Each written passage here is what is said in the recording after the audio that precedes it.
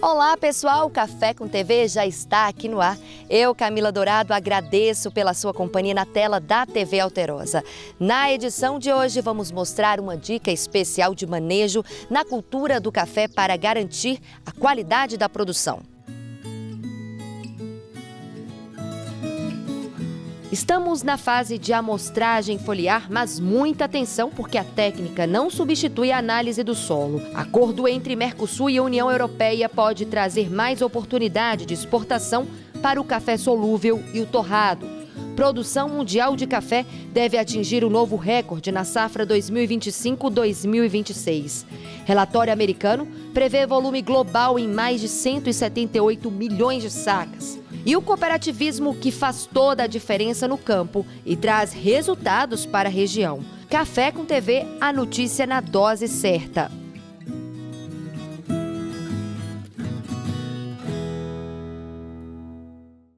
A gente abre a edição de hoje com a dica de manejo especial na cultura do café. Estamos na fase de amostragem foliar, mas muita atenção, porque a técnica não substitui a análise de solo. Veja só os detalhes na reportagem. O cafeiro está em pleno desenvolvimento dos frutos. É o momento em que a planta tem a maior demanda por energia e também a hora ideal para fazer um check-up nutricional através das folhas. A análise foliar é uma ótima ferramenta para conferir a nutrição da planta.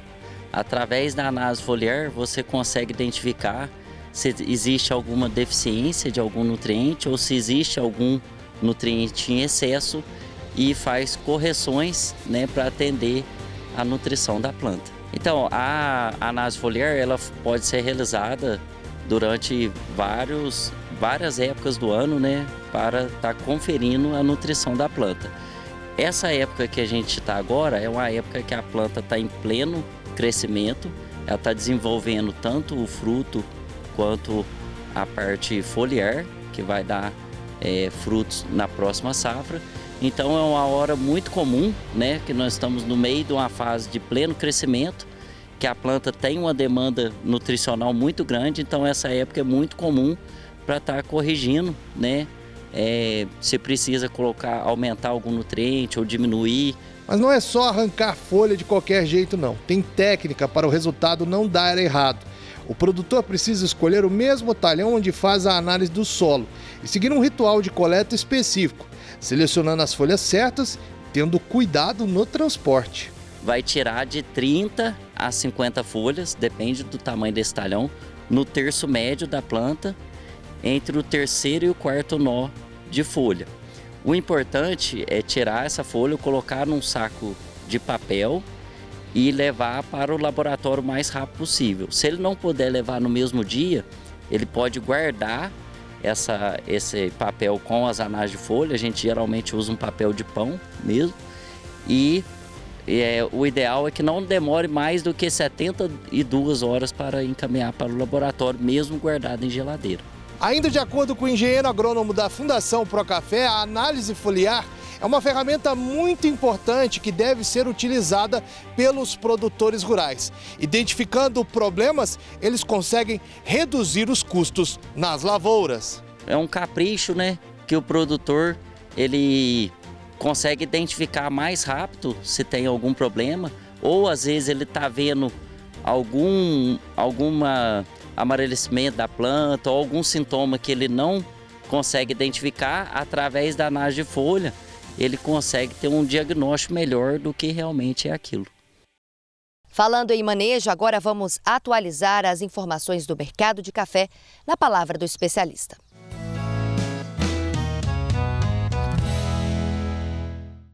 Olá, produtor e produtora de café do Brasil. Após uma forte realização por parte dos fundos de investimento na sexta-feira, dia 9, o mercado recuou 1.500 pontos, saindo lá do vencimento Nova York em março de 372 para 357 centavos de dólar por libra peso. Isso fez com que o mercado físico também recuasse, fechando ali na faixa de R$ 2.225 a saca de 60 quilos. A partir daí, nesta semana, mercado em baixa e andando um pouco de lado depois dessa baixa da sexta-feira.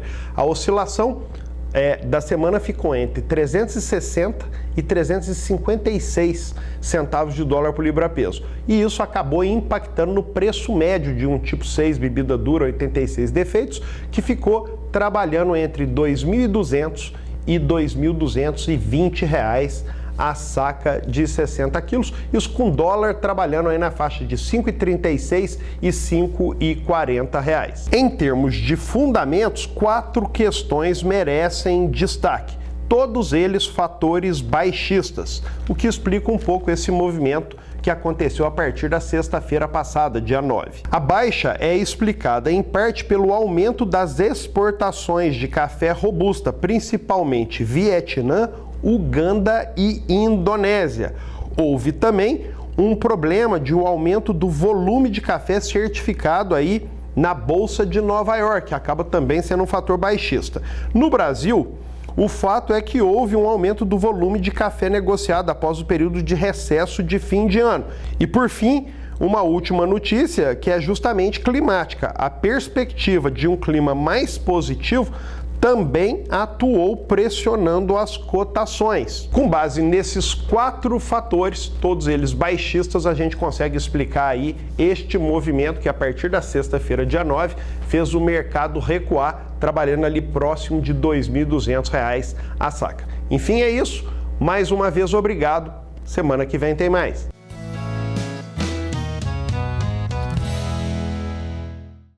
Primeira pausa aqui no Café com TV e depois do intervalo vamos falar mais do mercado de café. Com acordo entre o Mercosul e a União Europeia, produtos industrializados como café solúvel e torrado passam a ter novas oportunidades de exportação. Você vai ver já já todos os detalhes.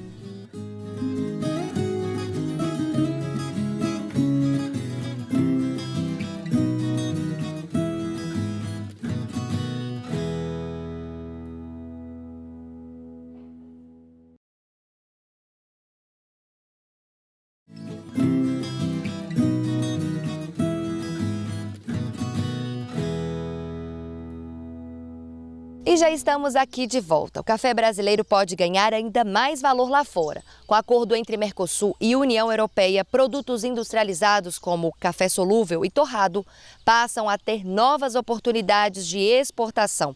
Confira.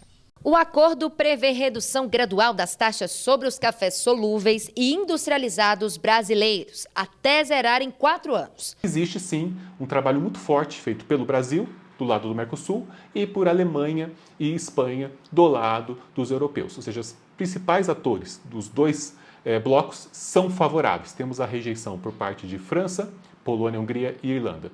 Mas há sim indicativos, principalmente em momentos de tarifaço, questões geopolíticas, influências em diversos territórios, e tudo isso coloca em risco o futuro da União Europeia. E traz para nós perspectivas de investimentos industriais nas duas vias. Também nos gabarita para novos acordos comerciais, porque o Brasil liderou esse processo, e fazer uma estruturação de um acordo como esse nos gabarita a novos acordos. As bases são repetidas, são as mesmas, então a gente pode, obviamente, aproveitar essa experiência e ampliar os nossos acordos, as nossas redes no mundo, inclusive bilaterais, Brasil com cada país que seja do nosso interesse. Como o café verde já não é tarifado para entrar no bloco europeu, a medida deve aumentar a competitividade do Brasil e ampliar os embarques desses produtos para a União Europeia. Os cafés, como já mencionei, é muito importante na União Europeia. Nosso maior mercado, 6,5 bilhões de dólares, um aumento de 1,3 bilhão de 2024 para 2025, dados de janeiro a novembro. Cafés verdes já são isentos, mas o café solúvel não, paga 9%. O caso do café brasileiro solúvel exportado para a União Europeia, 9%. O torrado e moído que a gente quase não exporta é 7,5%. Então, nós teremos um desagravo de 4 anos para zerar essas tarifas, caindo todos os anos 25%. Ainda segundo o Secafé, o acordo também pode estimular novos investimentos nas indústrias de cafés industrializados no país e contribuir para o desenvolvimento regional. Isso para nós é de fundamental relevância, porque depois de mais de 60 anos, o Brasil está perdendo a liderança França número de plantas industriais de café solúvel e capacidade de produção e de exportação de café solúvel, perdendo para o Vietnã. O Vietnã que já tem mais indústrias e maior capacidade, recentemente ultrapassando o Brasil. E o Vietnã já possui acordo comercial com a União Europeia, já é zero para eles. Então a gente traz isonomia, traz previsibilidade. Lembrando que, para o café solúvel, o bloco europeu é o segundo maior combinando os países, perdendo para os Estados Unidos. E nos Estados Unidos, o café solúvel ainda sofre as tarifas do presidente Donald Trump, de 50%, 10 mais 40%.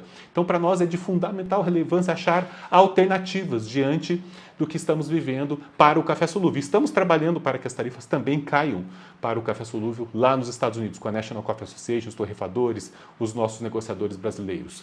Isso fortalece a posição do Brasil em futuras negociações comerciais, incluindo conversas em andamento com o Canadá e países da Ásia. Posto todo esse cenário, para nós é positivo, seguimos trabalhando nessa agenda, com fundamentos importantes no mercado, buscando a integração econômica, buscando a qualificação do Brasil para muitos outros acordos comerciais, e esse sim é um caminho seguro diante de tempos geopolíticos complexos como esse. E veja outros destaques do agronegócio. Desta vez, apesar do barulho, a França não conseguiu barrar o acordo. A fiel da balança foi a Itália, que, ao contrário do que afirmava em dezembro, agora decidiu votar sim. Mas não saiu barato para a Comissão Europeia. A presidência do Conselho Europeu antecipou o equivalente a 280 milhões de reais em fundos para os fazendeiros, que continuam protestando e usando o seguinte argumento: nós temos que obedecer todo tipo de regulação e vamos importar carne do outro lado do mundo que não respeita nenhuma das normas daqui. O que fazendeiros como o francês Thomas dizem é questionado pelos exportadores de carne do Brasil e também pela União Europeia. Carne e comida, aliás, foram sempre os maiores entraves para a aprovação de um acordo que estava em negociação havia 26 anos. Começou em 1999, no governo Fernando Henrique Cardoso. Passou pelos 2 primeiros mandatos de Lula, pelos governos Dilma Rousseff, Michel Temer e Jair Bolsonaro. A Europa também mudou muito de lá para cá, assim como o cenário mundial, com os Estados Unidos impondo tarifas e pressionando o comércio no mundo todo. O premier alemão, um dos principais defensores, disse que o acordo é um sinal da soberania estratégica e da habilidade da Europa para agir. Enquanto o espanhol Pedro Sánchez alfinetou os norte-americanos, dizendo: no mundo de hoje nem tudo são tarifas, ameaças e más notícias.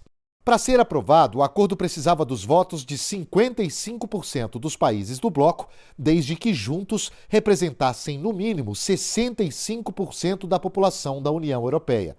Somados, os votos contrários têm menos de 30% dos habitantes do bloco. Só no início da noite, os 27 países do bloco europeu entregaram seus votos por escrito. A confirmação abre caminho para que a assinatura do acordo aconteça a qualquer momento a partir de agora.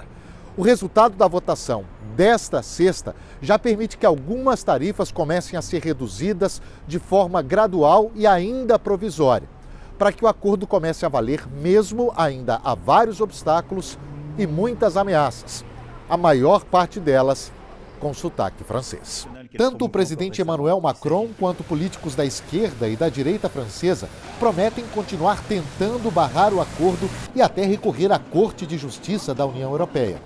A presidente da Comissão Europeia confirmou a viagem ao Paraguai, que está na presidência rotativa do Mercosul, para a assinatura do documento. Ursula von der Leyen classificou a sexta-feira como um dia histórico. Today's Council decision marks a historic day. O barulho vai continuar. Além da França, houve protestos na Grécia, Bélgica e Polônia. Se isso vai ser suficiente para inviabilizar o acordo, os próximos meses dirão. A produção mundial de café deve atingir um novo recorde na safra 2025-26. Segundo o relatório do Departamento da Agricultura dos Estados Unidos, o volume global está estimado em mais de 178 milhões de sacas. Veja só, O relatório aponta uma produção mundial de café de 178,8 milhões de sacas, uma alta de 3,5 milhões em relação ao ciclo anterior. As exportações mundiais de café em grão também devem crescer e chegar a 123,8 milhões de sacas. O avanço é impulsionado principalmente pelo aumento da produção no Vietnã, que deve colher 30,8 milhões de sacas, quase todas robusta, e pela Indonésia, com produção estimada em 11 milhões de sacas. A Etiópia também registra recorde, com 11,6 milhões. Mesmo com a maior oferta, o cenário segue em atenção. O consumo global de café continua em alta e deve alcançar 173,9 milhões de sacas. Com isso, os estoques finais devem cair pelo 5º ano consecutivo, chegando a 20,1 milhões de sacas. No Brasil, a safra foi estimada em 63 milhões de sacas, isso após revisão negativa. A produção de arábica caiu, impactada pela seca e pelas altas temperaturas em estados como Minas Gerais e São Paulo. Em contrapartida, o canéfora registra recorde com boas chuvas no Espírito Santo e na Bahia. Mesmo assim, a previsão de exportações brasileiras foi reduzida para 37 milhões de sacas. Na Colômbia, a produção também deve recuar para 13,8 milhões de sacas, isso por causa de problemas climáticos durante a florada. Com o aperto entre a oferta e a demanda, os preços do café dispararam e, segundo a Organização Internacional do Café, quase triplicaram nos últimos anos. Mais uma pausa aqui no Café com TV, mas já estamos de volta com oportunidade. Tem curso importante aí na área do agronegócio. Te espero já.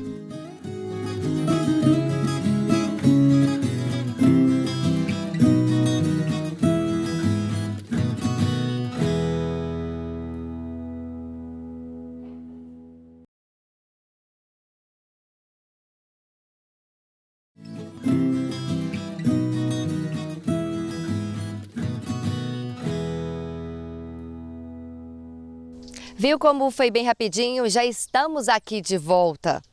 Para falar de oportunidades, a Universidade Federal de Lavras, a UFLA, em parceria com a Emater Minas, vai oferecer turmas especiais de mestrado profissional com foco na inovação e na qualidade dos queijos artesanais de Minas Gerais.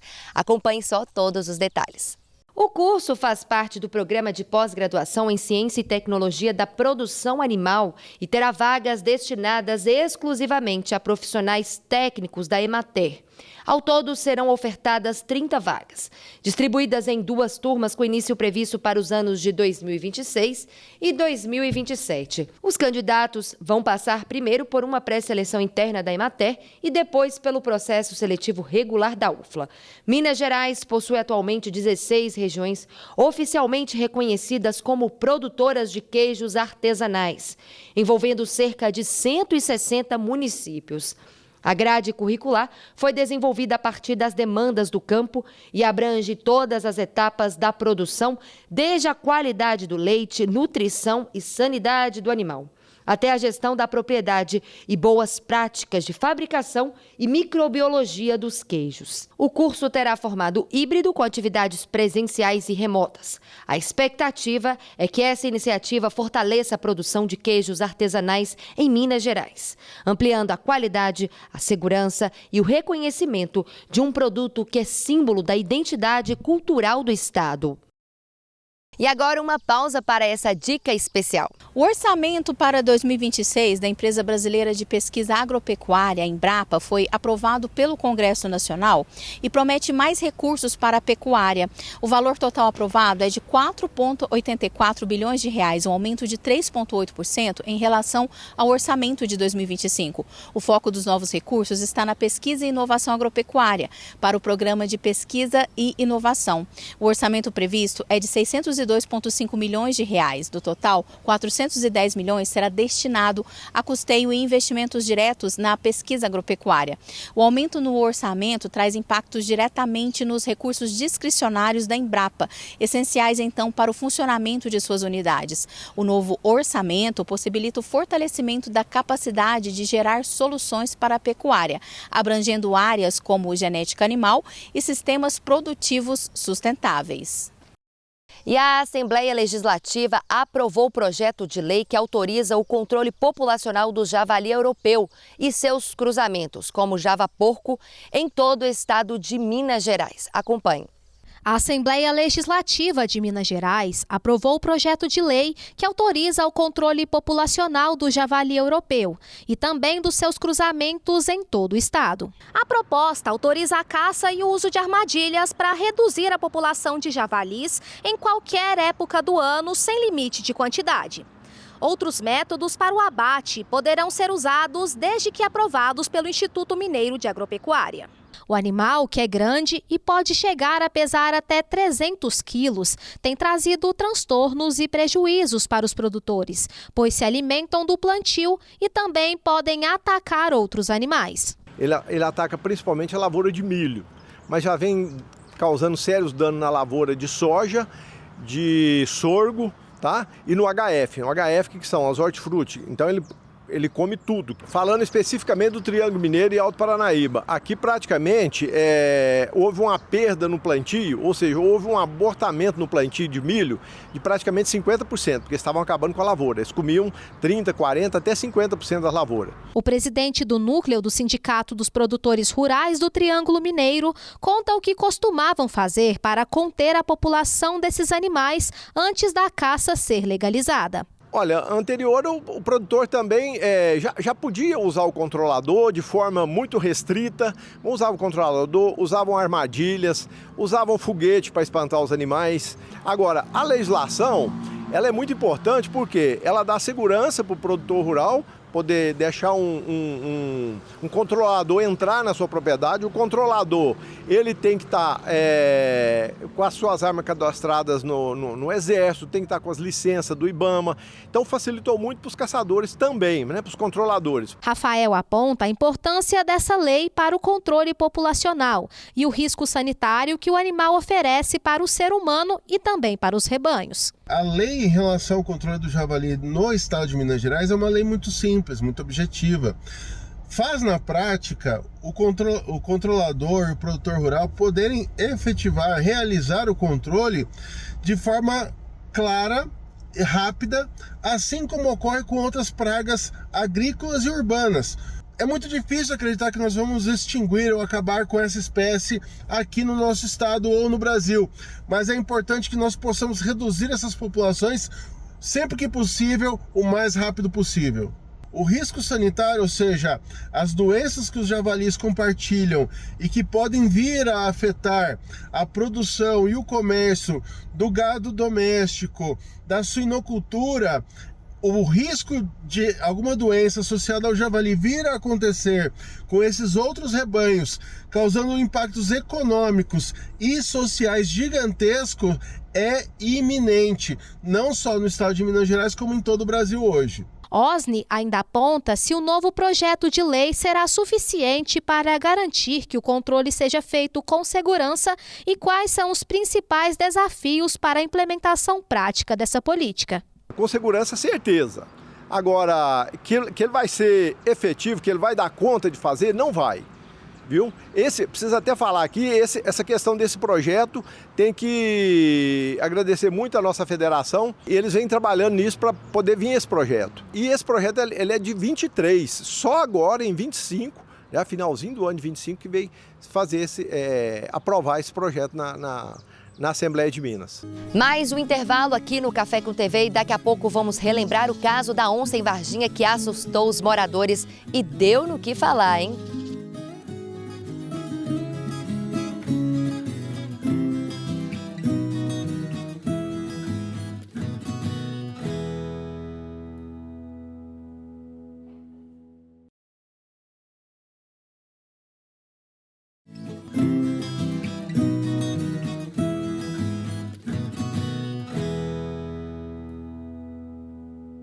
O Café com TV já está aqui de volta. Agora vamos relembrar o caso da onça que assustou moradores na comunidade dos Martins, em Varginha, no sul de Minas.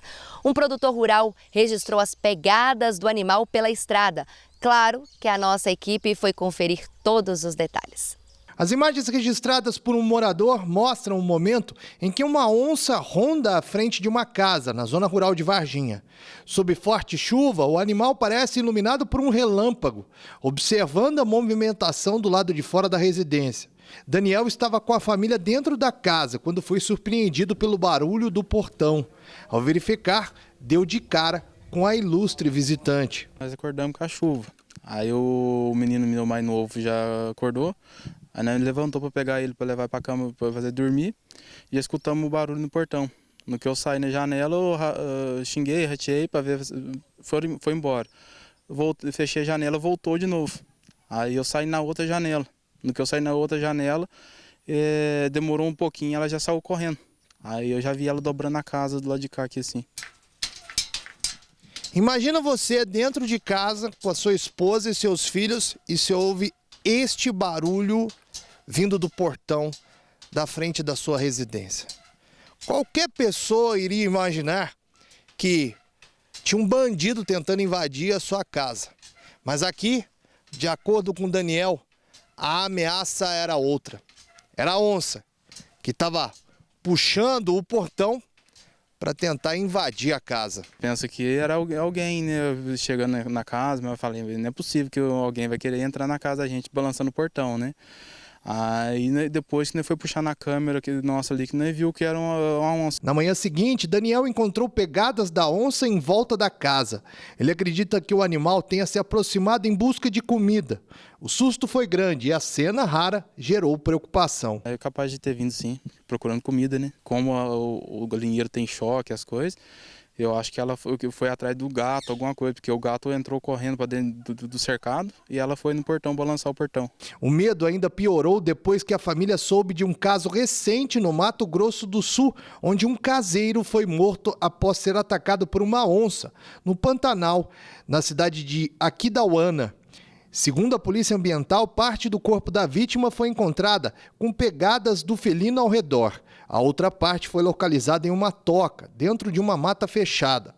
O caso serve de alerta para moradores de áreas rurais e gerou muita preocupação na família de Daniel. Ela, o ano passado, finalzinho do ano passado, ela urvada no mato, fazendo barulho bem alto no mato mesmo. E agora, como é que fica para você, sua família, com a onça chegando cada vez mais perto? Tem que prestar mais atenção, né? Ficar mais cauteloso, porque não pode dar azar, né? Sorte pro azar. O ano de 2025 foi bem desafiador para o agronegócio, principalmente para a cultura do café. Com mudanças climáticas e tensões no mercado, o cooperativismo se fez presente. A Cocatrel fala agora dos novos projetos para este ano. A Cocatrel é a segunda maior cooperativa de café do Brasil e a maior da microrregião de Varginha. O principal produto é o café, base da economia de muitas cidades do sul de Minas. O diretor de marketing da Cocatrel, Lúcio Caldeira, falou sobre o trabalho feito no setor no último ano. Em 2025, nós fechamos com um recebimento de um pouco mais de 1,8 milhão de sacas recebidas. E é importante a gente contextualizar esse número, que é o terceiro maior recebimento da história da cooperativa. Nós crescemos em recebimento 3% em relação ao ano anterior.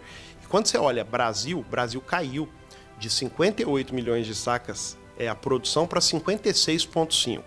Quando você vai especificamente sobre a arábica, o Brasil teve uma queda na produção de cafés arábica de 9,3%.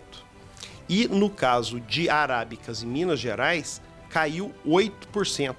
Então, você veja bem, enquanto o Brasil, arábica, cai, Minas Gerais cai, a sobe. Nós também temos informações das principais concorrentes aqui da micro-região, porque a gente vê os números e etc., divulga esses números. Então, de uma maneira geral, a micro-região de Varginha, que contempla 16 municípios, teve queda na produção. E a Cocatrel teve aumento no recebimento. Isso reflete muito a confiança que o cooperado tem na cooperativa. A confiança faz toda a diferença. A cooperativa faz questão de estar lado a lado do produtor rural no dia a dia. A Cocatrel hoje tem armazéns, tem 21 armazéns, 19 armazéns de café em 15 cidades da nossa região. Então, estar próximo do cooperado facilita esse processo. porque inclusive reduz o custo dele de frete e aí ele coloca, tira o café da fazenda, que é um risco, e coloca no armazém seguro da Cocatrel. Além do trabalho, o diretor de marketing falou sobre o mercado. A comercialização de café foi considerada muito positiva. A gente precisa primeiro lembrar que 2025 foi um ano bom de preço para o produtor. Mas isso já vem de 2024. Então 2024 foi um ano muito bom de preço e esse ano foi melhor ainda. Então o que aconteceu? Em 2024, o cooperado comercializou um volume muito grande para aproveitar esses preços. E a comercialização em 2025, ele já estava mais capitalizado, foi menor. Então a comercialização passou de 1,3 milhões de sacas, mas foi bem menor, 36% menor do que o ano anterior. E aí o que acontece? Com os preços bons, isso foi suficiente para o cooperado.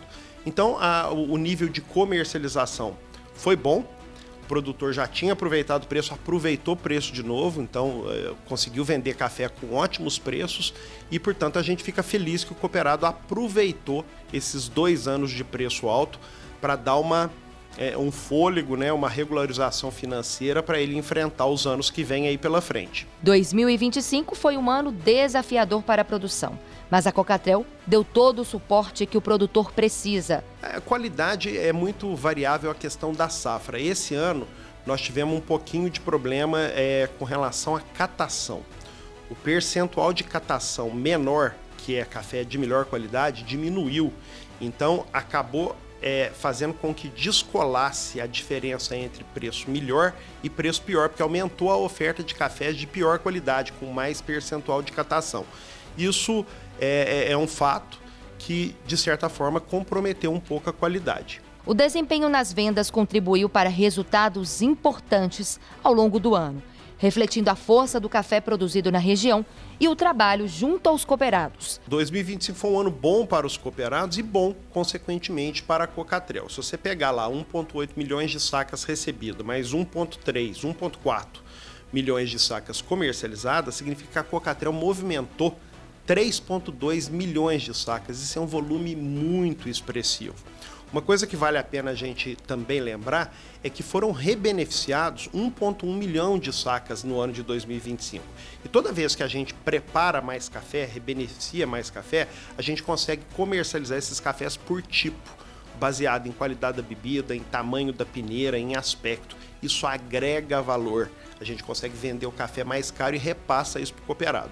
A gente sabe que outras cooperativas tiveram um problema, por exemplo, de liquidez de mercado, de demorar um tempo maior para pagar o café, e a Cocatrel conseguiu manter tudo regularmente como é a história em função da segurança, da solidez da Cocatrel. Ou seja, pagamos o melhor preço, o cooperado quer vender, a Cocatrel vende, tem liquidez, vende todo dia e paga em até 8 dias. Isso tudo ajuda o cooperado a ter confiança, acreditar melhor mais na cooperativa e, portanto, a gente vê aí, enquanto o Brasil cai a produção de arábica, enquanto Minas Gerais cai a produção de arábica, a Cocatrel cresce, fruto dessa confiança que o cooperado tem. O rebenefício, ele não é o único fator que ajuda a Cocatrel a vender pelo melhor preço. O fato da gente cumprir o que promete para o comprador, entregar a qualidade que a gente vendeu, cumprir contratos, né? Isso tudo faz com que, às vezes, o mesmo padrão de café, ele paga mais no nosso em relação ao outro, porque ele sabe que vai receber o café, que não tem problema. Então, a reputação da Cocatrel, somada à história de rebenefício, faz com que a gente consiga pagar melhor o nosso cooperado. Última pausa aqui no Café com TV, mas não saia daí porque depois tem muita informação do agronegócio.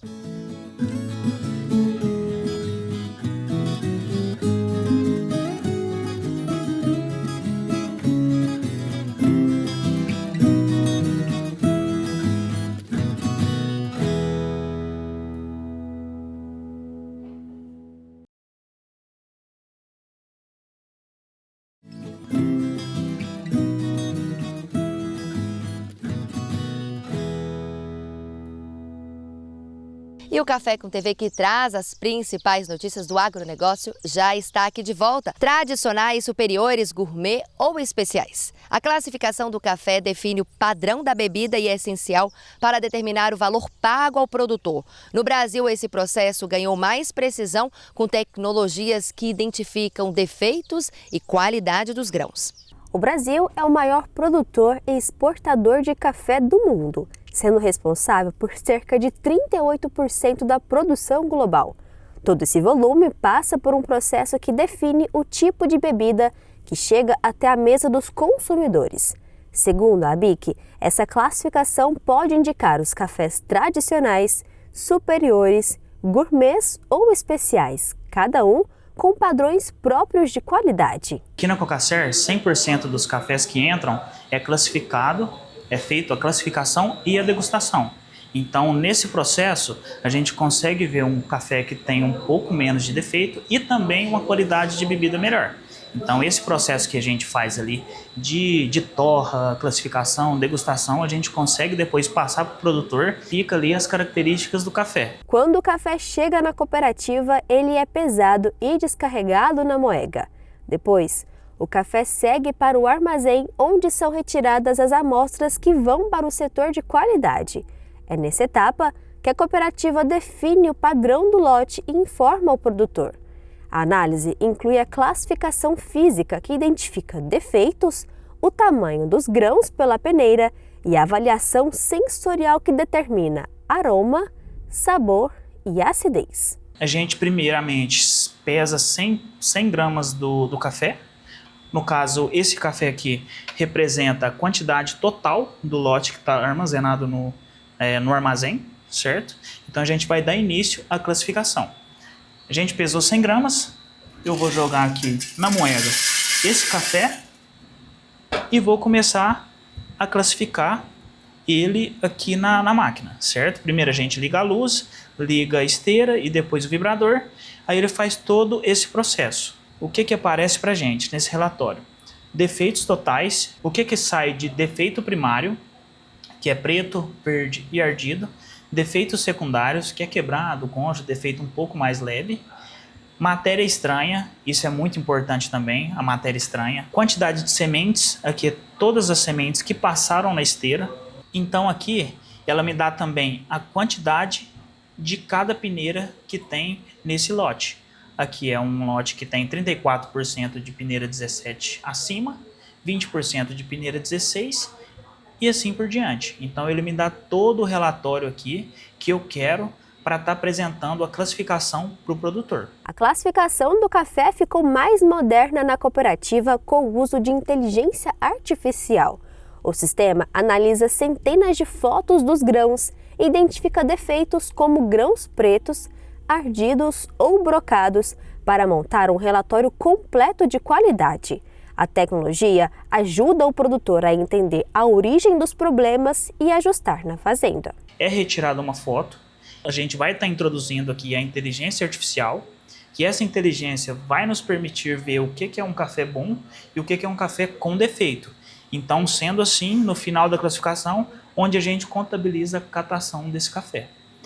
Aqui tem as fotos também dos grãos imperfeitos, sejam eles quebrado, ardido, preto, concha. Essa modernização é importante porque agiliza o processo e beneficia mais de 250 cooperados. A nova tecnologia tornou a classificação mais precisa. Antes a gente fazia toda a classificação manual, mas hoje a gente conta com uma inteligência artificial, com uma máquina de classificação, e vale ressaltar uma tecnologia brasileira, que isso auxilia bastante a gente na hora de entregar o resultado em tempo hábil para o produtor. A primeira cooperativa do Cerrado a estar adquirindo ela, então isso também mostra o comprometimento que a Cocacer tem em entregar um bom resultado para o nosso cooperado. A classificação também interfere diretamente no preço pago ao produtor, porque mostra a qualidade real do lote e ajuda a encaixar o café no mercado certo. A classificação impacta muito no preço final para o produtor. Um café com menos catação, ele é um café mais valorizado no mercado. A Bolsa de Nova York ela já abriu até para 2028, já está aberta. Aqui a gente vê 2026, 27 e o primeiro contrato de 28, que é o de março, já está aberto. A gente faz a conta para o produtor Bolsa de Nova York versus dólar, e isso para o café arábico. No Conilon a gente não trabalha, mas é a Bolsa de Londres que trabalha. Então, cada porcentagem a mais de catação, ela vai impactar no preço final para o produtor. A conta vai aumentando o diferencial para ele. Para ser considerado especial, o café precisa alcançar pelo menos 80 pontos em uma escala internacional de qualidade e seguir critérios rigorosos de aroma, sabor, acidez, corpo e ausência de defeitos, além de práticas de produção cuidadosas e rastreáveis.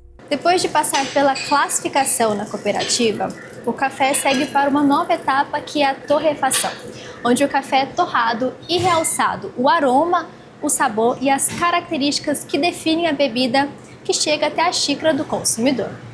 Ó, a gente começou a torra com 216 graus. O café ele começa daquela cor bem clara. E aí a gente observa a temperatura caindo, né? Que na verdade não é que a temperatura está caindo. O café ele resfriou o tambor e ele vai começar a ganhar temperatura. E aí quando ele começa a ganhar temperatura, ele vai perdendo a umidade, vai perdendo a água que tem dentro dele. E aí depois disso, o café ele começa a ficar mais escuro e aí tem o primeiro crack. A gente vai ouvir aqui, o café ele vai gerando como se fosse uma cápsula, vai ganhando energia, acumulando energia e ele libera essa energia. Quando ele libera, a gente ouve barulhinho igual se fosse pipoca estourando. E aí já está no primeiro crack. Aí começa o processo de finalização. Aí essa finalização, quanto mais longa, mais corpo o café vai ter, menos acidez ele também vai ter. Então a gente faz um processo de torra aqui, onde a gente mantém o equilíbrio entre acidez, doçura e corpo, tá? Da melhor forma para o café. Então eu consigo usar esse café tanto para métodos coados quanto para expresso, que vai ficar bem legal. Agora, se eu tenho uma torra específica para máquina de expresso ou para máquinas super automáticas, a gente prolonga mais essa finalização para ele ganhar mais corpo. O café é importante ele ter amargor, porque era característico do café, mas quando a gente passa do ponto, ele começa a ter um amargor excessivo. Então depois que o café torra, tem a parte do resfriamento. Eu tenho que estancar esse aquecimento para ele não continuar aquecendo e torrando ali por dentro. Então tem essa parte que ele fica aqui resfriando, e aí depois que resfria, a gente embala. E aí pode moer ou enviar em grãos. Hoje a gente tem um grande número de consumidores que preferem comprar em grãos, que realça ainda mais o sabor na hora que vai fazer em casa. A avaliação sensorial, conhecida como cupping, é uma forma de identificar as características da bebida. O profissional analisa a fragrância do pó de café seco, o aroma após a infusão e verifica se as xícaras estão uniformes, o que garante a confiabilidade da prova. O que consiste esse cupping? É a gente provar o café e avaliar o sensorial, quais são as notas desse café, qual que é a pontuação desse café, quais são os atributos deles. Nessa primeira etapa, a gente avalia a fragrância, quando o café está seco e em pó, né?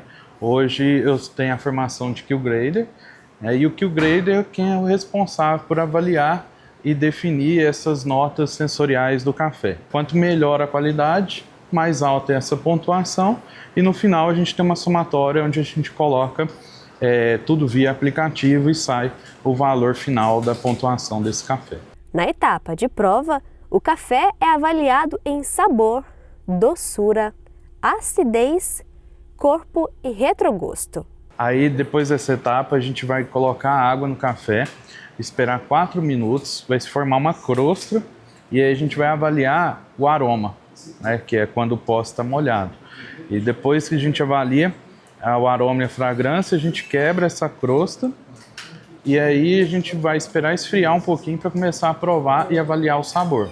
Geralmente a gente prova em 3 temperaturas, eu gosto de provar, ele quente, morno e quando ele já está quase frio, para saber se o café está mantendo a qualidade. Nessa terceira etapa a gente avalia o primeiro sabor, doçura, acidez, sensação na boca então que a gente fala de corpo, né, do café, se é um corpo sedoso, se é oleoso, se é cremoso, se o café ele tem alta doçura, se ele tem bastante acidez, qual tipo de acidez, se é uma acidez cítrica, que lembra frutas cítricas, se é uma acidez tartárica, que lembra um vinho. A gente tem também acidez fosfórica, que lembra água com gás.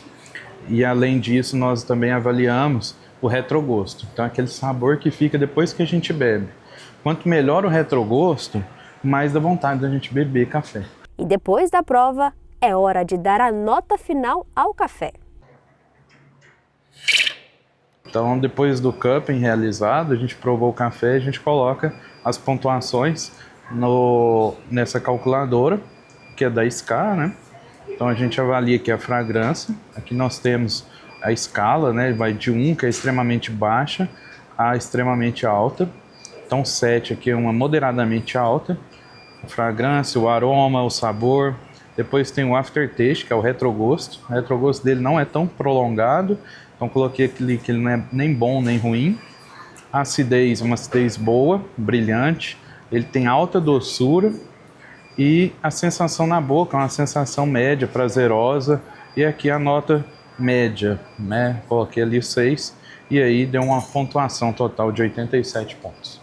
O Café com TV chega ao fim. Eu agradeço pela sua companhia aqui na tela da TV Alterosa. Você pode compartilhar e também assistir tudo novamente pelo site da TV Alterosa e nas nossas redes sociais. Anota aí, TV Alterosa Sul de Minas e @Café com TV. Eu te espero na semana que vem. Um grande beijo e até lá!